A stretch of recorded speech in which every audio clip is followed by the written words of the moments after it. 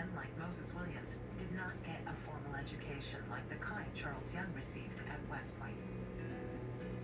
But the Army needed skilled clerks and assigned its regimental chaplains to attend to the soldiers' spiritual and educational needs. Education opportunities were really limited for African American men at the time, and so the Army offered this opportunity. With the encouragement of his regimental chaplain, William studies to become an ordnance sergeant, the officer in charge of arms and ammunition at an Army post. But it was a lonely life for Young as a black officer. As an example, say there was a mandatory function at the officers' club. Charles Young would show up, stay for what he felt was an appropriate time, and excuse himself.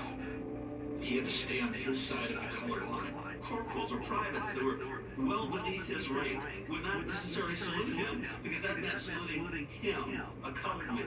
And Euro-Americans at that time did not show deference to any African American. In 1894, the Army reassigns Lieutenant Young to Wilberforce University in Ohio. Experience of social isolation in the West, at Wilberforce, Young quickly becomes accepted as part of a vibrant black intelligentsia. He developed a friendship with W.B. Du Bois, who was assigned as a professor at Wilberforce University at the time. Du Bois' biographer calls it the first genuine male friendship that Du Bois ever had in his life. Young is also reunited with his mother, Arminta. He purchases a house for his family that he calls Young's Home, which would remain a refuge for the rest of his life. In 1895, Moses Williams' final posting is to Fort Stevens, Oregon, where the Columbia River meets the Pacific Ocean. The old Civil War fort is being modernized, and he is the only soldier still stationed there. With no soldiers to command, Williams has one battle to fight, the battle for recognition.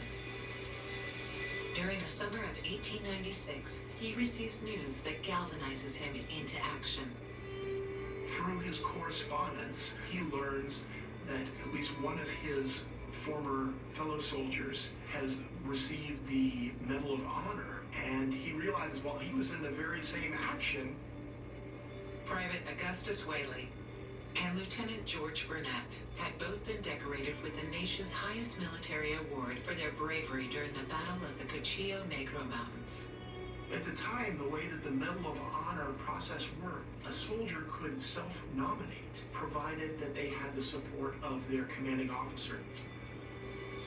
Moses Williams tracks down his commanding officer who had since retired and was living in Germany, who writes a very descriptive letter.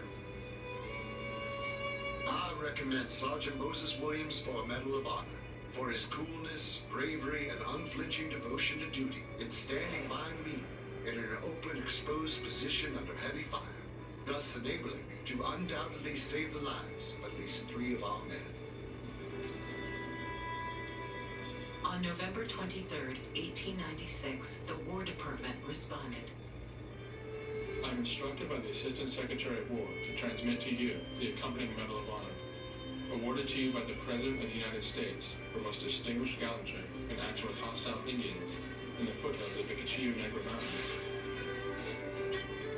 Moses Williams retires in May 1898 after 37 years of military service. He moves to Fort Vancouver in Washington. The unfortunate reality for many Buffalo soldiers was that in spite of the kind of service that they provided, their fate after their military service was generally disastrous. They did not receive high pay in the military. They were not able to take advantage of opportunities that might have been available to them as civilians. So as a consequence, once many of their military careers were over, they were in very desperate circumstances. That was the case for Moses Williams.